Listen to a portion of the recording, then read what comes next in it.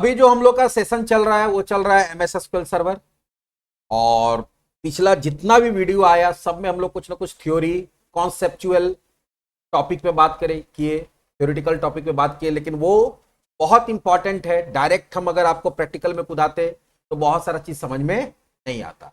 और अगर आगे जाके जॉब के लिए अगर आप प्रिपेयर कर रहे हैं तो वो जितना कॉन्सेप्चुअल नॉलेज आपको हम पीछे के वीडियो में दिए हैं वो जॉब में बहुत इंपॉर्टेंट होता है। उससे बहुत सारा क्वेश्चन होता है। आपको डेटाबेस के बारे में पता होना चाहिए, टाइप्स ऑफ डेटाबेस के बारे में पता होना चाहिए, आपको डेटा मॉडल के बारे में पता होना चाहिए, रिलेशनल मॉडल के बारे में पता होना चाहिए, आपको ER डायग्राम के बारे में पता होना चाहिए। ठीक है, प्लस पिछले में हम लोग देखे SQL सर्वर जो सॉफ्टवेयर है उसका भी बारे में बहुत सारा थ्योरेटिकल पार्ट पढ़े। लेकिन अब समय आ गया है तब हम लोग काम करना शुरू करें। तो जो SQL सर्वर है वो क्या है, RDBMS सॉफ्टवेयर है। मतलब एक ऐसा सॉफ्टवेयर है जो RDBMS के कॉन्सेप्ट पे काम करता है। RDBMS का फुल फॉर्म क्या था, रिलेशनल डेटाबेस मैनेजमेंट सिस्टम। मतलब एक ऐसा मैनेजमेंट सिस्टम जो रिलेशनल डेटाबेस को उसके थ्रू हम लोग क्या कर सकते हैं, मैनेज कर सकते हैं। तो यहां पे हम लोग देखे थे कि डेटाबेस क्या होता है। डेटाबेस क्या होता है, collection of logically related information होता है। एक तरह के इंफॉर्मेशन को एक जगह जब स्टोर कर दिया तो उसको क्या बोलते हैं, डेटाबेस। लेकिन अगर हम लोग प्रैक्टिकल टर्म्स में बात करते हैं कि हम जब उसको काम करना शुरू करेंगे तो वहां पे डेटाबेस क्या है, तो यहां पे डेटाबेस एक कंटेनर होता है। कंटेनर मतलब क्या हो गया, एक तरह का ग्रुप होता है जिसके अंदर हम लोग रिलेटेड टेबल बना के स्टोर कर सकते हैं। तो मान लो कोई एक ऑर्गेनाइजेशन है, तो अगर आप किसी ऑर्गेनाइजेशन के लिए सॉफ्टवेयर बना रहे हैं तो पहले उस ऑर्गेनाइजेशन के लिए क्या बनाना पड़ेगा, डेटाबेस बनाना पड़ेगा। क्या बनाना पड़ेगा, डेटाबेस। और उस डेटाबेस के अंदर उस ऑर्गेनाइजेशन से रिलेटेड जितना भी टेबल्स है, रिलेशन है, उसको कहां बनाना पड़ेगा, उस पर्टिकुलर डेटाबेस के अंदर बनाना पड़ेगा। तो SQL सर्वर सॉफ्टवेयर है।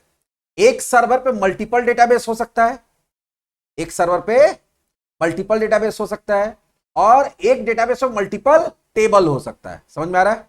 तो आपको कभी भी काम करना तो सबसे पहला काम क्या करना होता है कि पहले डेटाबेस बनाते हैं। एक बार जब डेटाबेस बन जाएगा तो उस डेटाबेस में हम जितना चाहे उतना टेबल बना सकते हैं, और फिर टेबल बनने के बाद उसमें जितना डेटा चाहे उतना डेटा स्टोर कर सकते हैं। तो डेटा को स्टोर करने के लिए आपको टेबल बनाना पड़ेगा, और टेबल को स्टोर करने के लिए आपको क्या बनाना पड़ेगा, डेटा बेस बनाना पड़ेगा। चलिए देखते हैं। तो सबसे पहले डेटाबेस बनाना और टेबल बनाना हो, सबसे पहले क्या करना पड़ेगा, आपको SQL सर्वर खोलना पड़ेगा। हम बोले पहले बताया कि अगर आपके पास जब भी आप कंप्यूटर पे SQL सर्वर पे काम करना चाहते हैं तो आपको SQL सर्वर को डाउनलोड करना पड़ेगा, इंस्टॉल करना पड़ेगा। उसका दो पार्ट होता है, क्लाइंट और सर्वर। सर्वर जो होता है आपको दिखता नहीं, वो बैकग्राउंड में रन करता है, लेकिन आपको क्लाइंट जो होता है वो जिसके थ्रू आप काम करते हो आपको दिखता है, उसका इंटरफेस होता है। और उसको यहाँ पे क्या बोलते हैं, SQL सर्वर मैनेजमेंट स्टूडियो बोलते हैं, SSMS बोलते हैं। क्या बोलते हैं, SSMS। उसको स्टार्ट कैसे करते हैं, तो आप स्टार्ट बटन में जाएंगे, ऑल प्रोग्राम्स में जाएंगे, ठीक है, और वहां जाके MS SQL ले लेंगे। या अगर आपके पास विंडो 10 वगैरह है तो यहाँ कहाँ जाइए, अगर यहां से भी जा सकते हैं कि स्टार्ट बटन पे क्लिक किए, सॉरी, यहाँ स्टार्ट पे क्लिक किए, फिर यहाँ पे देखो हम लोग स्क्रॉल करके कहाँ जाएंगे, MS SQL में जाएंगे। देखो है MS SQL सर्वर, उसका वर्जन जो भी है 2022 है, जो भी है सबसे लेटेस्ट वर्जन हम लोग यूज करें, यहाँ जाएंगे। और इसी में तुमको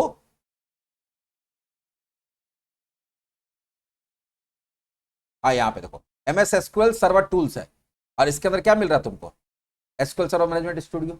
यहाँ पे क्लिक कर देंगे, या सीधा सीधी सर्च में जाइए और वहां पे SQL सर्वर मैनेजमेंट लिखिए, अपने आप यहाँ पे आ जाएगा। आपको इस पे क्या करना है, क्लिक क्लिक करेंगे, थोड़ा सा वेट करेंगे, ये खुल जाएगा।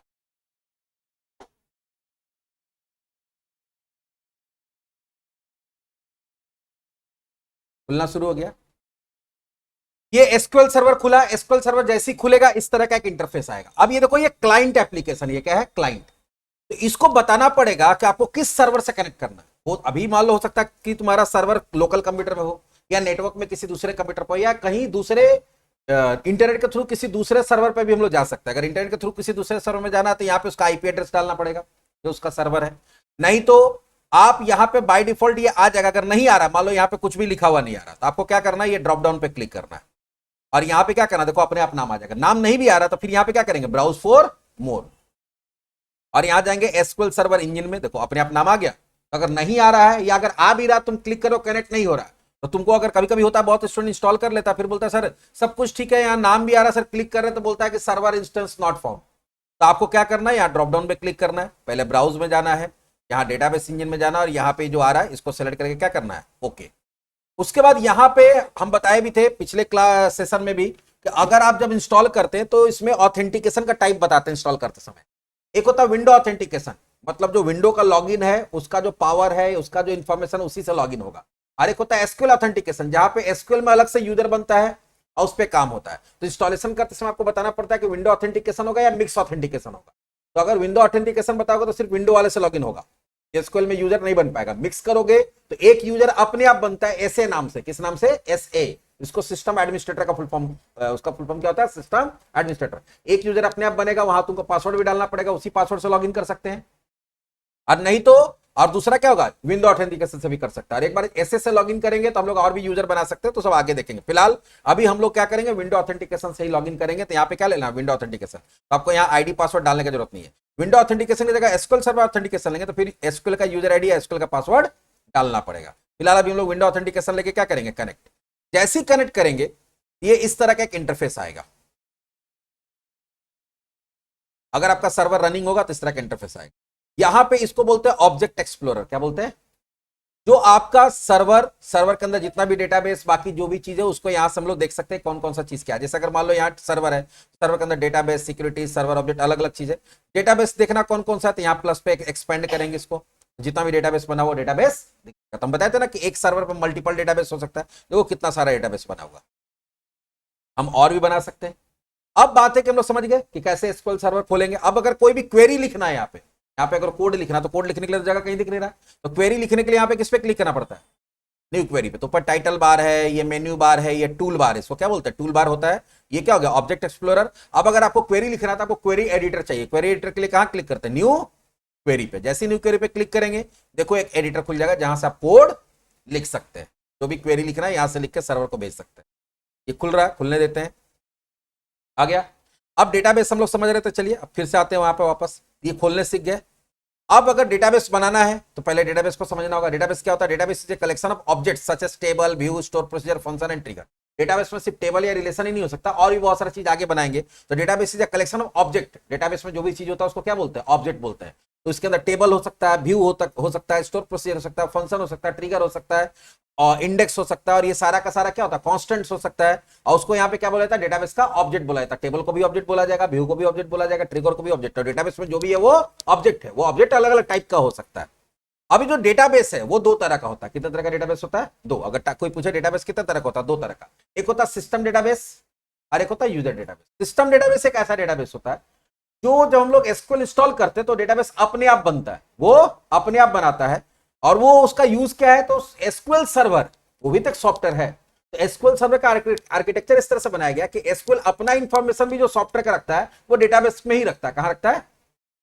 तो वो अपने काम के लिए बहुत सारा डेटाबेस बनाता है। अपने काम के लिए बहुत सारा डेटाबेस बनाता है जो अपने आप बनाया रहता है। और उसको हम लोग को छेड़छाड़ नहीं करना होता। ना उसको ड्रॉप कर सकते हैं, हमको ड्रॉप नहीं करना चाहिए, ना उसमें काम करना चाहिए। जो डेटाबेस एसक्यूएल सर्वर बनाते समय अपने आप बनता है और उसका यूज कौन करता है? एसक्यूएल सर्वर अपना कुछ इंफॉर्मेशन स्टोर करने के लिए, अपने काम के लिए जो उसको इंफॉर्मेशन रखना पड़ता है, डेटा रखना पड़ता है, जिसको सिस्टम टेबल्स और सिस्टम ऑब्जेक्ट्स बोलते हैं। तो सिस्टम टेबल, सिस्टम ऑब्जेक्ट्स क्या होता है? सिस्टम डेटाबेस में। और जो हम लोग काम करेंगे, अपना डेटा स्टोर करना होगा, जो हम लोग अपना डेटाबेस बनाएंगे, उसको क्या बोला जाएगा? यूजर डेटाबेस बोला जाएगा। तो सबसे पहले तो सिस्टम डेटाबेस किसको बोलते हैं? System database are created automatically, ये अपने आप बनता है। When we install MS SQL server, जब हम लोग एमएस एसक्यूएल सर्वर इंस्टॉल करते हैं तो अपने आप बनता है। जैसे इसमें कौन कौन सा होता है?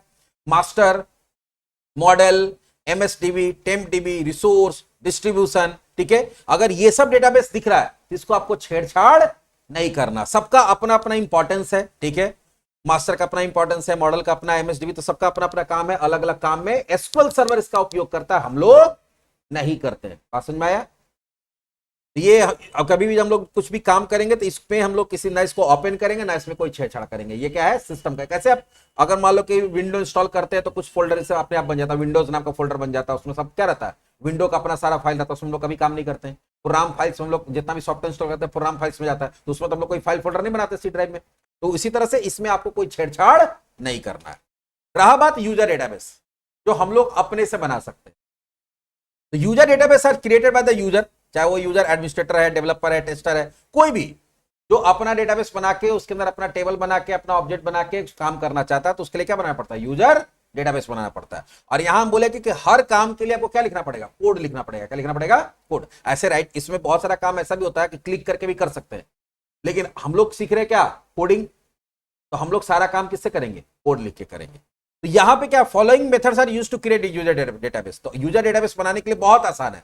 हम बोले कोई भी चीज को बनाने के लिए क्या करते थे, बताया था ना पिछले सेशंस में कि डीडीएल यूज करते हैं। डीडीएल के अंदर कितना कमांड होता है, क्रिएट, अल्टर और ड्रॉप, तीन होता है। तो कोई भी चीज को बनाने के लिए किसका यूज करते हैं, क्रिएट। तो यहां पे देखो क्या है, सिंटेक्स में लिखा हुआ, सिंटेक्स मतलब फॉर्मूला होता है, क्रिएट अ डेटाबेस, ये लिखना ही लिखना है।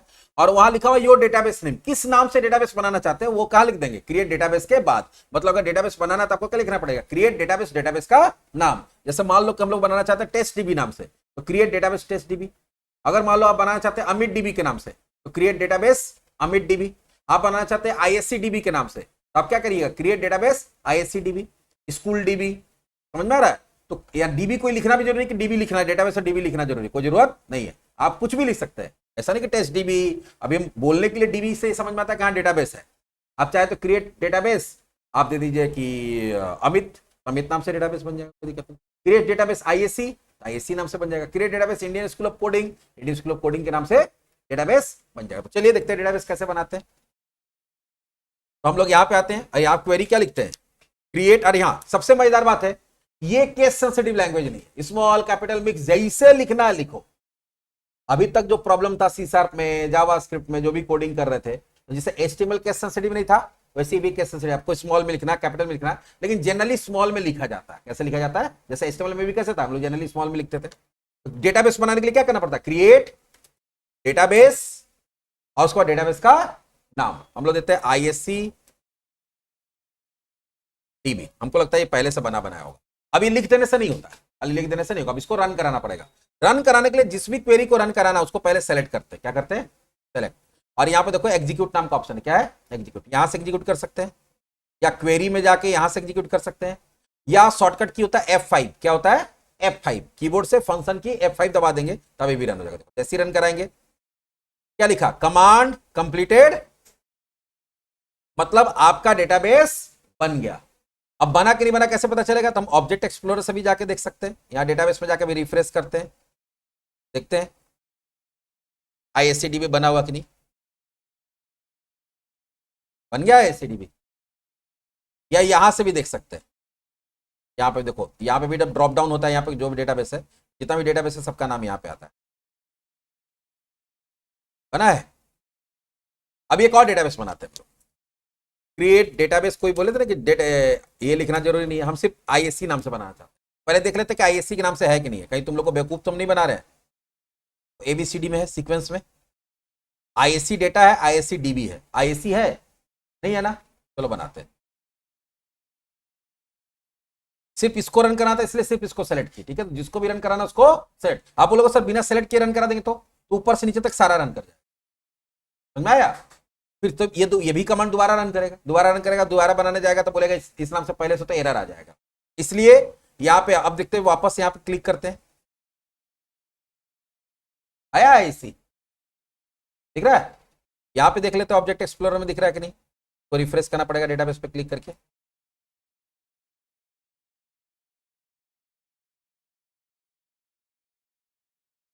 आ गया है इसी। तो ऐसे हम बोले क्या कि एक सर्वर पे जितना चाहे उतना हम लोग डेटाबेस बना सकते। क्लियर, ये तो डेटाबेस बनाने हो गया। लेकिन हम बोले थे क्या कि जब हम लोग काम करेंगे तो डेटाबेस के अंदर ही टेबल बनाएंगे, डेटाबेस के अंदर ही बाकी चीज बनाएंगे। तो जैसे मान लो कि एक समझाने के लिए एकदम बेसिक एग्जांपल देते हैं कि मान लो ये एक तरह का फोल्डर है, फाइल को रखने के लिए फोल्डर बनाते हैं ना, तो वैसे टेबल्स को और उसके ऑब्जेक्ट्स को, टेबल और उससे रिलेटेड ऑब्जेक्ट को रखने के लिए हम लोग क्या बनाते हैं, डेटाबेस बनाते हैं। डेटाबेस एक तरह का क्या हो गया, फोल्डर हो गया। अलग अलग तरह का फाइल्स को ग्रुप करने के लिए हम लोग फोल्डर यूज करते हैं, अलग अलग टेबल्स को ग्रुप करने के लिए डेटाबेस यूज करते हैं। लेकिन अब फोल्डर में क्या होता है कि जिस फोल्डर में फाइल बनाना उस फोल्डर को ओपन करना पड़ता है। तो जिस डेटाबेस में काम करना है उस डेटाबेस को क्या करना पड़ेगा, ओपन करना पड़ेगा। तो अगला काम हम लोग क्या सीखेंगे, जिस डेटाबेस में काम करना है उस डेटाबेस को आपको क्या करना पड़ेगा, ओपन करना पड़ेगा। कैसे पता चलेगा कि मेरा अभी कौन सा डेटाबेस ओपन है, तो देखो यहां पे जो नाम दिखा रहा है वही अभी आपका करंट डेटाबेस है। तो अभी कौन सा डेटाबेस ओपन है, मास्टर। तभी हम कोई भी काम करेंगे तो कहां होगा, बना लिए भले इसको, लेकिन काम कहां होगा, मास्टर में। अब अगर आपको अगर आईएससीडीबी में काम करना है या आईएससी में काम करना तो आपको उसको ओपन करना पड़ेगा। क्या करना पड़ेगा, ओपन। और ओपन करने का अभी पहले कोड बताएंगे, पहले क्या बताएंगे, कोड। तो अगला काम क्या है, opening database. To work with database we have to open with following command. बोला क्या है कि अगर हमको क्या काम करना है, कोई भी डेटाबेस में काम करना है या डेटाबेस के साथ काम करना है तो एक सिंटेक्स दिया हुआ, उस सिंटेक्स को यूज करके आपको डेटाबेस को ओपन करना पड़ेगा। उसके लिए क्या लिखना पड़ता है, यूज नाम का कमांड होता है। क्या होता है, यूज स्पेस डेटाबेस का नाम, use space test DB open हो जाएगा। यूज स्पेस आईएससीडीबी तो आईसीडीबी ओपन हो जाएगा। यूज स्पेस आईएससी तो आईएससी ओपन हो जाएगा। यूज स्पेस मास्टर तो मास्टर ओपन हो जाएगा। बात समझ में आ रहा है। जो भी डेटाबेस है जिसको भी ओपन करना है काम करने के लिए, उसमें क्या करना पड़ेगा, यूज स्पेस, अभी देखो आईएससीडीबी लिखते रन कराते हैं, देखना क्या होगा। यहां क्या आ गया, देख रहे हो यहाँ पे आईएससीडीबी आया, मतलब हमारा कौन सा ओपन हो गया, आईएससीडीबी ओपन हो गया। ठीक है, हमको आईएससी को ओपन करना था, क्या लिखना पड़ेगा, यूज स्पेस आईएससी, सेलेक्ट करते हैं, रन कराते हैं। कौन ओपन हो गया, आईएससी। हमको वापस मास्टर में जाना है, यूज स्पेस मास्टर। जिस डेटाबेस को ओपन करना है यहां से कर सकते हैं। ये हो गया कोड से, नहीं मैंने कोड लिखना है, कोई दिक्कत नहीं, ड्रॉप डाउन है, यहां जाइए, आपको वापस आईएससी में जाना है, आईएससी ओपन हो गया। आपको आईएससीडीबी में जाना है, आईसीडीबी सेलेक्ट कर लिए, अभी भी ओपन हो गया। तो ड्रॉप डाउन से भी ओपन कर सकते हैं, या कोई पूछे कि कौन सा कमांड यूज होता है किसके लिए, कोई भी डेटाबेस को ओपन करने के लिए, तो यूज कमांड। डेटाबेस बनाने के लिए क्रिएट डेटाबेस, क्लियर है। आगे बढ़ते हैं।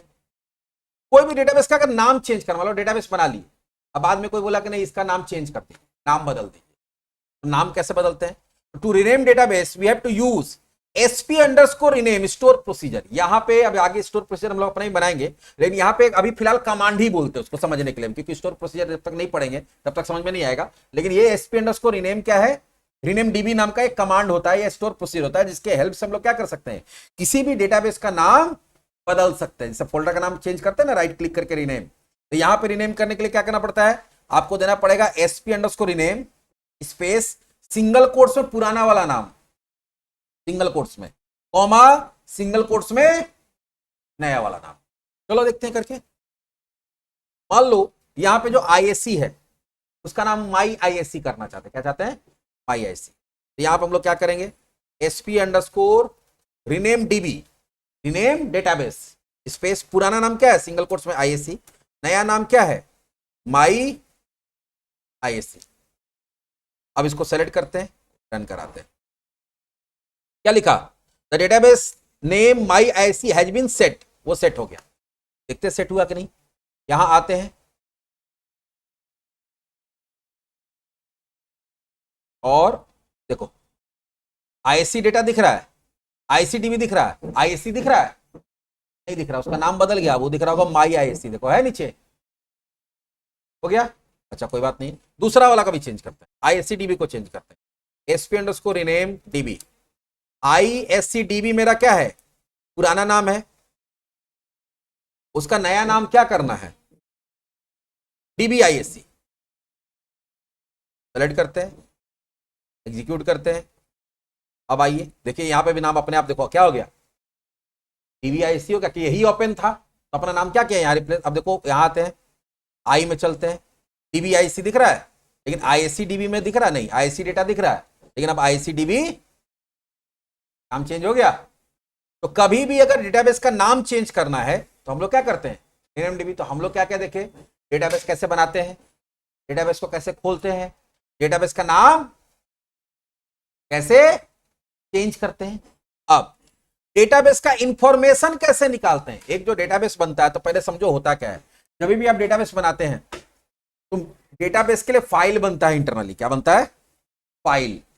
दो फाइल बनता है स्टार्टिंग में, कितना फाइल बनता है, दो, अभी आगे डिटेल में इसको बताएंगे हम।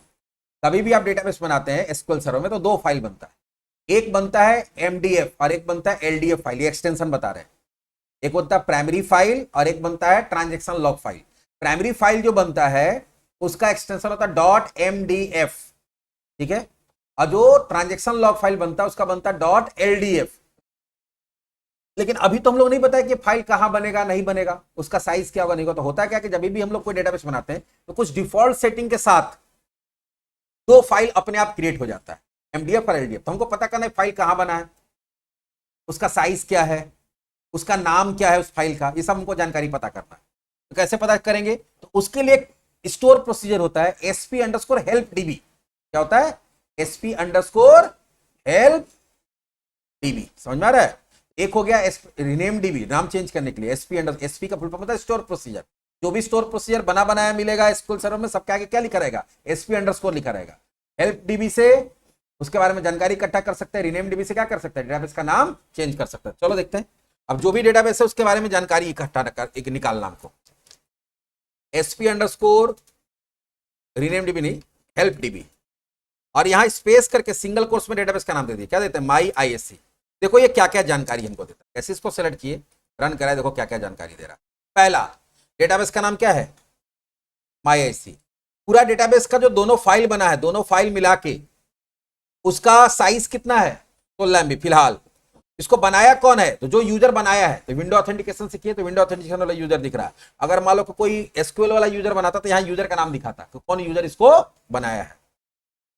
हर डेटाबेस का अपना एक आईडी भी होता है, इस डेटाबेस का आईडी क्या है, 48, एक यूनिक आईडी होता है।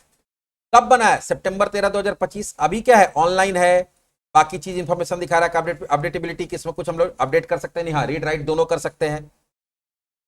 और भी इंफॉर्मेशन है, यूजर एक्सेस, एक साथ बहुत सारे यूजर काम कर सकता है कि नहीं, हाँ, यूजर एक्सेस मल्टी यूजर है। रिकवरी, अगर क्रैश करता तो कैसे रिकवर होगा, उसका वर्जन क्या है, बहुत सारा इंफॉर्मेशन यहाँ एक्स्ट्रा दिख रहा है। अभी उतना डिटेल में हम लोग नहीं जाएंगे। नीचे आते देखो, दो इसके लिए फाइल, दो फाइल बना है, क्या नाम से बना है, आईएससी और आईएससी लॉग। कहां बना है, देखो सी प्रोग्राम फाइल्स, देखो खोलते चलते देख के, सी बोला है तो सी में गए, प्रोग्राम फाइल्स बोला तो प्रोग्राम फाइल्स में चले गए। उसके बाद क्या बोल रहा है, Microsoft SQL server, Microsoft SQL server में चले गए। फिर एमएस एसक्यूएल 16 ये फोल्डर है। फिर इसमें देखो और बड़ा करते हैं इसको, एमएस एसक्यूएल में चले गए। इसके अंदर डेटा, अब जितना भी डेटाबेस है सबका देखो यहीं पे फाइल है, यहीं पे तुम्हारा दो फाइल बना हुआ, किस नाम से, isc.mdf और isc_ldf। देखते हैं isc.mdf और isc.ldf है कि नहीं, है, दो फाइल बना है। तो हर डेटाबेस का मिनिमम दो फाइल बनता है, एक एमडीएफ और एक एलडीएफ। अब इसके बारे में बता देते हैं। एमडीएफ जो होता है वो प्राइमरी फाइल बोलते हैं, उसको क्या बोलते हैं, प्राइमरी फाइल। तो जो भी डेटा स्टोर करेंगे, टेबल बनाएंगे, टेबल में डेटा डालेंगे, तो हम लोग देखें ना कंप्यूटर में कोई भी डेटा स्टोर होता है फाइल में ही स्टोर होता है। तो हम लोग को दिखेगा टेबल में, लेकिन वो स्टोर कहां करेगा, इसी फाइल में करेगा। तो प्राइमरी फाइल किसी भी डेटाबेस का वो फाइल होता है जिसके अंदर आपका डेटा स्टोर होता है, ठीक है। तो डेटा कहां स्टोर होगा, यहां पे। तो बोलोगे सर एलडीएफ क्या है, एलडीएफ का होता है लॉग फाइल, इसको क्या बोलते हैं, लॉग फाइल। एसक्यूएल सर्वर में क्या होता है कि जैसे ही आप किसी डेटाबेस पे काम करना शुरू करते हैं, तो आप उसमें कोई टेबल पे काम कर रहे हैं, डेटा इंसर्ट कर रहे हैं, डिलीट कर रहे हैं, अपडेट कर रहे हैं, कुछ भी कर रहे हैं, तो वो हर चीज का एक लॉग मेंटेन करता है। कैसे, तुम लोग आते हो तो यहां लिखते हो कि हम इतना बजे आए, इतना बजे गए। तो जैसे ही आप कोई डेटाबेस को खोलते हैं, एक लॉग मेंटेन होता है, ये डेटाबेस को ये यूजर खोला, ये डेटाबेस का ये टेबल में ये रिकॉर्ड इंसर्ट किया, ये यूजर इंसर्ट किया, इतना बजे इंसर्ट किया। इससे क्या होता है, दो फायदा होता है। एक, सिक्योरिटी होता है, कल के डेटाबेस में कोई गड़बड़ी हुआ तो लॉग फाइल से हम पता कर लेंगे कि इस टाइम में इस पे कौन यूजर काम कर रहा था, कौन चेंजेस किया है। प्लस इन केस अगर आपका डेटा करप्ट कर जाता है, डिलीट हो जाता है, तो इसके हेल्प से क्या होता है, डेटाबेस को रिकवर किया जाता है। कौन कौन सा काम कब कब हुआ है वो तो उसमें है, तो उसको देख के फिर से उसको बनाया जा सकता है कि नहीं बनाया जा सकता, क्या ये डेटा इंसर्ट हुआ था, चलो इंसर्ट कर दो, ये डेटा अपडेट हुआ था, चलो ये वाला डेटा को अपडेट कर दो। तो डेटाबेस रिकवरी में भी इसका यूज होता है। तो कभी भी जब डेटाबेस बनाते तो मिनिमम दो फाइल बनता है, प्राइमरी फाइल और transaction log file. Primary file वो फाइल होता है जिसके अंदर आपका जो भी टेबल बनेगा, डेटा स्टोर होगा, वो कहां होगा, प्राइमरी फाइल में होगा, और उसका एक्सटेंशन क्या होता है, .mdf। और सेकेंडरी लॉग फाइल क्या होता है तुम्हारा, लॉग फाइल में जो भी हम लोग काम करते हैं डेटाबेस में, उसका लॉग मेंटेन होता है, कौन यूजर कब क्या कर रहा है, वो एक एक चीज उसमें नोट होते चला जाता है। लॉग फाइल का काम क्या है, एक तो सिक्योरिटी में इसका यूज होता है, कुछ छेड़छाड़ हुआ तो हम पता लगा सकते हैं कि कौन कौन यूजर इस पे काम किया, कौन छेड़छाड़ किया है। दूसरा, अगर करप्ट वगैरह होता है तो उसका रिकवरी में काम होता है। एक और भी फाइल होता है, इसको बोलते हैं सेकेंडरी फाइल। क्या होता है, प्राइमरी फाइल का एक क्या होता है, साइज लिमिट होता है। क्या होता है, साइज लिमिट। तो मान लो कि एक साइज लिमिट इसका भी देखो, यहाँ पे देखो लिखा हुआ होगा, यहाँ पे क्या है, जैसे ये तो बता दिए कि भाई प्राइमरी फाइल है, कहां बना वो बता दिए। अब देखो यहाँ पे साइज क्या बता रहा है, अभी इसका साइज कितना, लगभग 8 MB, और इसका भी फाइल साइज कितना है, 8 MB, 8 16 MB, इसलिए डेटाबेस का साइज क्या दिख रहा था, 16 MB। समझ में आ रहा है, दोनों फाइल का 8 MB है। अब इसका मैक्सिमम साइज अभी अनलिमिटेड है। क्या है, अनलिमिटेड। अनलिमिटेड का मतलब हो गया कि यहाँ पर आप डिफॉल्ट सेटिंग अनलिमिटेड है, मतलब इसके लिए सेकेंडरी फाइल नहीं बनेगा, क्योंकि प्राइमरी फाइल कभी फुल नहीं होगा। लेकिन जब हम लोग आगे पढ़ेंगे, आगे बताएंगे हम कि हम लोग कस्टम सेटिंग के साथ भी डेटाबेस बना सकते हैं। ये हम चाहते हैं कि फाइल यहां ना बने, कहीं और बने, उसका इनिशियल साइज इसके जगह कुछ और हो, हम इसका मैक्सिमम साइज भी सेट करना चाहते हैं, समझ में आ रहा है? तो वो सब हम बताएंगे अभी, जब आगे इसके बाद वाला एक टॉपिक बताएंगे उसमें। तो यहाँ पे ये बता दें कि इसका अनलिमिटेड है, तो अनलिमिटेड है तो इसका कभी भी सेकेंडरी फाइल नहीं बनेगा। लेकिन मान लो कि यहाँ पे हम 100 MB दे देंगे, क्या दे देंगे? 100 MB बनाते समय। तो अगर 100 MB कर दीजिएगा तो जैसे ही 100 MB भर जाएगा, ऐसी 100 MB भर जाएगा तो एक सेकेंडरी फाइल बनेगा। क्या बनेगा? उसका एक्सटेंशन होता है NDF, N for net, NDF। वो भी कितना बनेगा? स्टार्टिंग में 8 MB का बनेगा और मैक्सिमम कितना बनेगा? 100 MB का। बोलो सर वो भी भर गया तब? तो फिर दूसरा सेकेंडरी बनेगा, फिर तीसरा सेकेंडरी बनेगा, फिर चौथा सेकेंडरी बनेगा, फिर पांचवा सेकेंडरी बनेगा। तो एक प्राइमरी फाइल होता है, एक लॉग फाइल होता है, सेकेंडरी फाइल बहुत सारा हो सकता है, समझ में आ रहा है? यहां पे फाइल ग्रोथ, ये क्या है? 6 MB है। कितना है? 6 MB लिखा हुआ, मतलब इनिशियल साइज कितना है? 8 MB। 8 MB जैसे ही भरेगा तो फिर नया डेटा डालोगे, तब थोड़ा थोड़ा करके नहीं बढ़ेगा। 8 से सीधे उसमें क्या जुड़ जाएगा? 6। तो 8 से क्या हो जाएगा? 14 MB का फाइल हो जाएगा। फिर धीरे धीरे भरते जाएगा, जैसे वो 14 MB फुल हो जाएगा, ठीक है, तो फिर कितना बढ़ जाएगा? 6। तो ये होता है फाइल ग्रोथ, कितना कितना करके बढ़ेगा। और यहां क्या बताया कि ये क्या रखेगा? डेटा, और ये क्या रखेगा? लॉग। तो सबका हर जो फाइल होता है, चाहे वो प्राइमरी फाइल है, चाहे वो सेकेंडरी फाइल है, चाहे वो लॉग फाइल है, सबका एक इनिशियल साइज होता है कि जब बनेगा उसमें कितना साइज होगा। एक फाइल ग्रोथ होगा कि जितना इनिशियल साइज है उससे जब वो उससे साइज ज्यादा होगा, उससे ज्यादा डेटा होगा, तो एक बार में कितना बढ़ाना, उसको फाइल ग्रोथ बोलते हैं। और एक मैक्सिमम साइज होता है प्राइमरी फाइल का कि अगर वो मैक्सिमम साइज एक्सीड कर जाएगा तो कितना मैक्सिमम साइज एक्सीड करेगा, फिर तुमको सेकेंडरी फाइल बना लेना है। फिर सेकेंडरी, पहला सेकेंडरी फाइल फुल होगा तो फिर दूसरा सेकेंडरी फाइल बनेगा, फिर तीसरा सेकेंडरी फाइल बनेगा, चौथा, ऐसे सेकेंडरी फाइल हजारों बन सकता है। लेकिन प्राइमरी और लॉग फाइल कितना बनता है? सिर्फ और सिर्फ एक। तो ये सब चीज बहुत कम लोग बताता है, खाली ये बता देगा क्रिएट डेटाबेस, डेटाबेस का नाम, अंदर क्या हो रहा है किसी को नहीं पता है, फाइल कहां बन रहा है किसी को नहीं पता है। तो लेकिन ये तो बोलोगे सर तो अपने मन से बना दिया यहां पे। अब ये कहां बन रहा है? सी ड्राइव में। सी ड्राइव जनरली क्या होता है? बहुत सेंसिटिव होता है, कभी कोई वायरस अटैक हो गया, सिस्टम क्रैश हो गया, फिर तो सी ड्राइव को फॉर्मेट मारना पड़ता है। सी ड्राइव फॉर्मेट मारिएगा तो ये भी डेटा चला जाएगा। तो इसके लिए क्या होता है कि नहीं, ये जो अपने मन से फाइल बना रहा है, अपना लोकेशन देखे, हम उसमें हम अपना मन से चाहते हैं कि नहीं, हम बताएंगे कि प्राइमरी फाइल कहां बनेगा। है सुसाइड कर रही, आईडी कार्ड को पूरा गला में लपेट के खींचे जा रही है, यहां मत सुसाइड करो, बाहर जा करना, बिना मतलब हम लोग जेल चल जाएंगे। चलो, कब से देख रहे हैं आईडी कार्ड को पूरा गला में लपेट के खींचे जा रही है। तो अभी हम लोग चाहते हैं कि इसमें सारा सेटिंग हम करें। ये फाइल कहां बनेगा वो हम डिसाइड करें, इनिशियल साइज क्या होगा वो हम डिसाइड करें, इसका अभी तो अनलिमिटेड हो जा रहा है, हम इसका मैक्सिमम साइज डिसाइड करें, हम इसका फाइल ग्रोथ डिसाइड करें। तो ये कैसे होगा? एक होता है कि भाई डेटाबेस जो अभी हम लोग बनाए, ये क्या था? ये था डिफॉल्ट सेटिंग के साथ, वो सारा कुछ कौन डिसाइड करता है? SQL server. हम लोग चाहे तो डेटाबेस बना सकते हैं विद कस्टम सेटिंग, हम डिसाइड करेंगे उसका इंफॉर्मेशन। कौन डिसाइड करेगा? हम डिसाइड करेंगे। इसके लिए क्या करना पड़ता है, चलिए अभी डिलीटिंग में बाद में आएंगे। Creating database with custom setting, तब यहां पे आपको लंबा चौड़ा सिंटेक्स लिखना, पहले लिखना पड़ता है क्रिएट डेटाबेस, डेटाबेस का नाम तो देना पड़ेगा, लेकिन इसमें दो ठो और देना पड़ेगा, ऑन और लॉग ऑन। क्या देना पड़ेगा? ऑन और लॉग ऑन। ऑन में क्या होता है, हम लोग ब्रैकेट में प्राइमरी फाइल का सारा इंफॉर्मेशन देते हैं, और लॉग ऑन में लॉग फाइल का देते हैं। सेकेंडरी का देने का जरूरत नहीं, क्योंकि सेकेंडरी प्राइमरी का जो सेटिंग है वही किस पे लागू हो जाता है? सेकेंडरी पे। तो इसमें क्या है, चलो देखते हैं बना के, दिखाते जाते हैं, बनाते जाते हैं सिंटेक्स के हिसाब। मान लो कि हम लोग अपने हिसाब से बनाना चाहते हैं फाइल सारा कुछ, तो हम यहां देंगे क्रिएट डेटाबेस, इसका नाम देते हैं कस्टम डीबी। क्या देते हैं? समझने के लिए।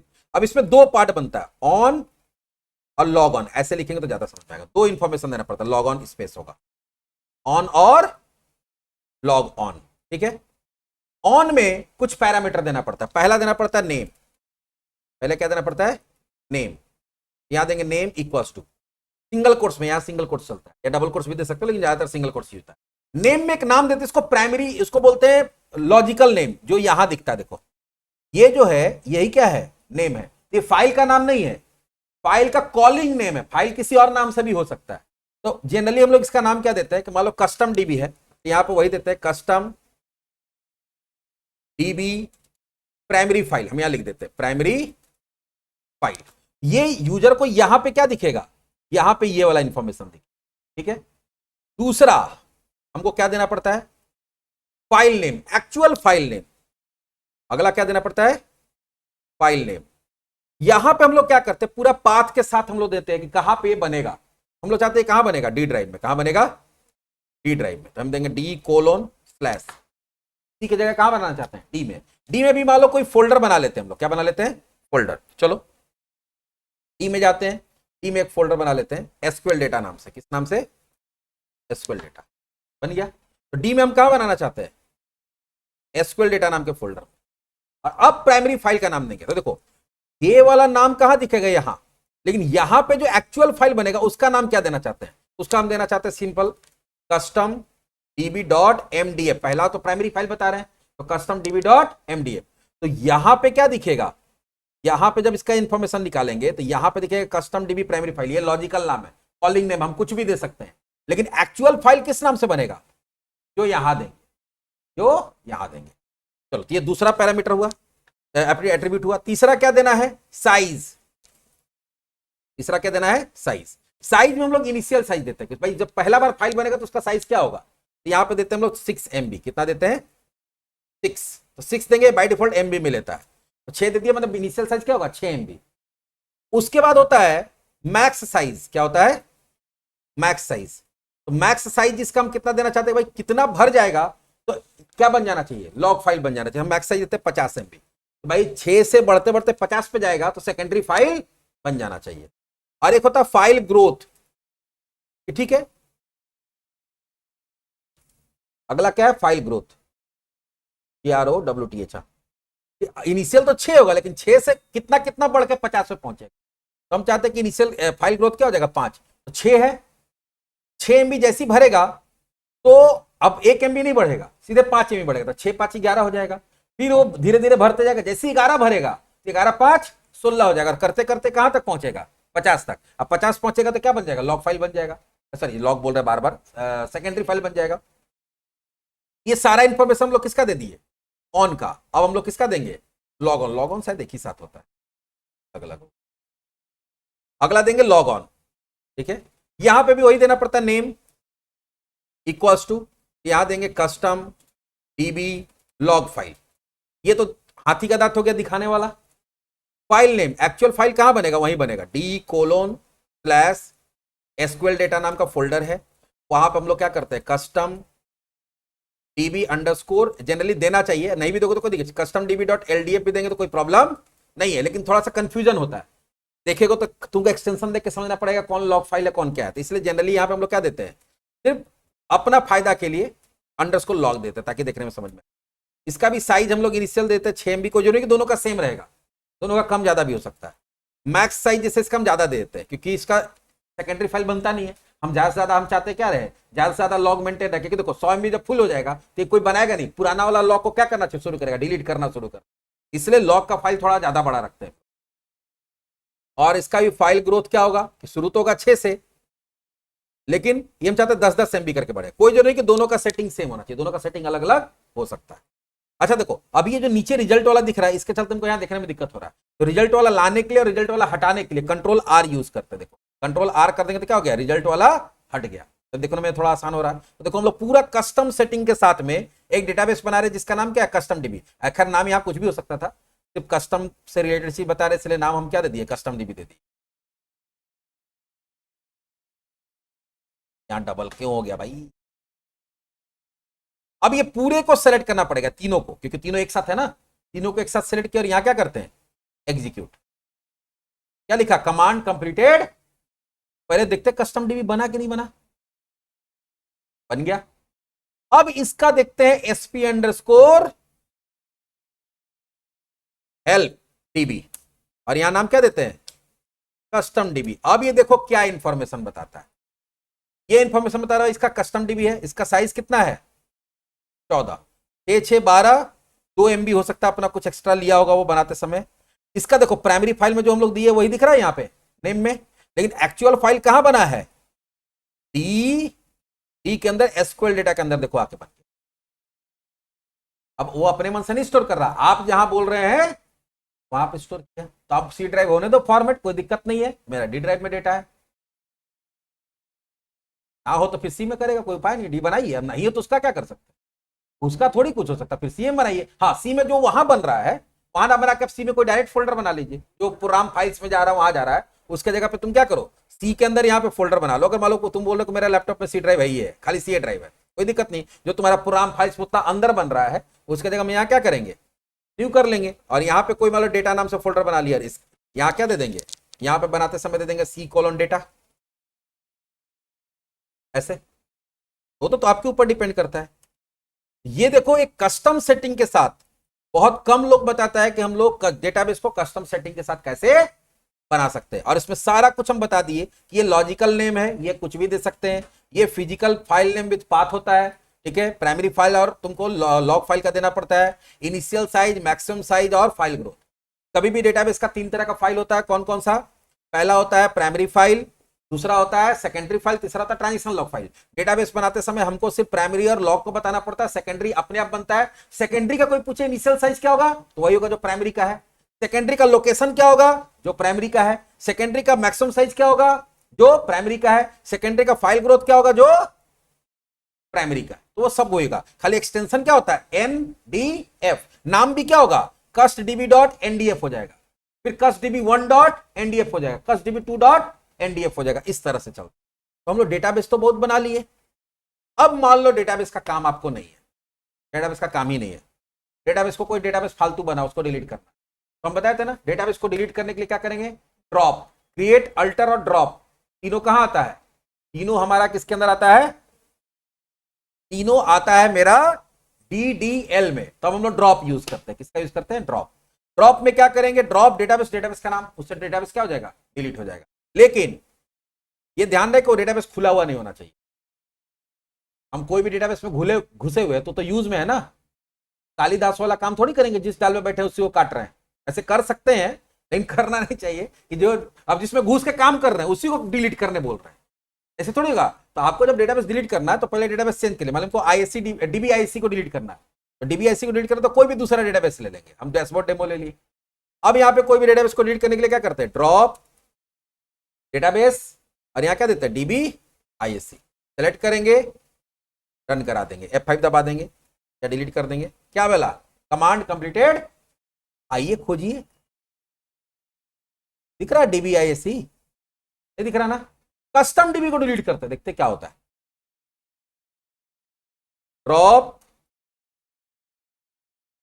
डेटाबेस कस्टम डीबी, सेलेक्ट किए, रन कराते हैं।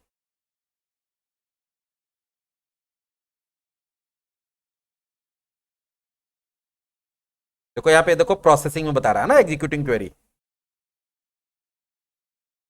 बहुत टाइम ले रहा है।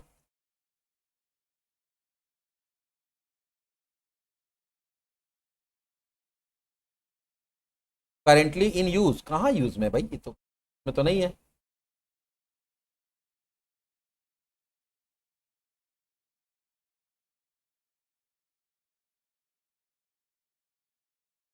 अभी हो गया, चेंज किए, कुछ होगा, हो गया। अब देखो यहां जब इसको डिलीट किए हैं, उसका फाइल वो गायब हो गया होगा।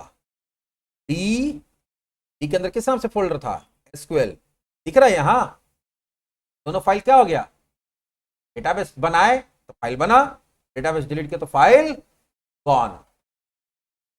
समझ में आया।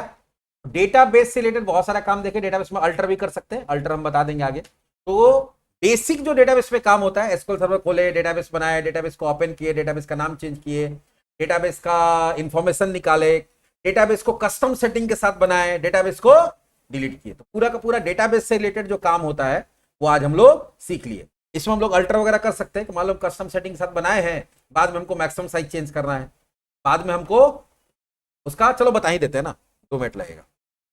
अभी तो इसको ड्रॉप मार दिया ना हम लोग, इसको क्या करते हैं, वापस से क्रिएट कर लेते हैं, वापस से क्रिएट करेंगे, वापस देखो यहाँ फाइल बन गया।